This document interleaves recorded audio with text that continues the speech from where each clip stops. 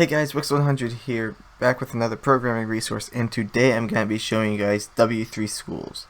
W3Schools is a great website for teaching you all kinds of website related coding.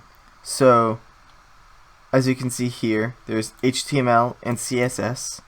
If you don't know, HTML is how you design what objects are in a website, and CSS is how you style it and do some layout.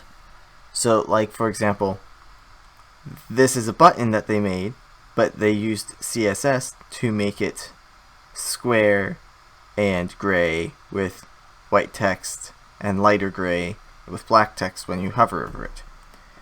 There's also JavaScript tutorials so that you can add some interaction with your website as opposed to just being a static website. There's also some SQL or SQL, PHP, ASP.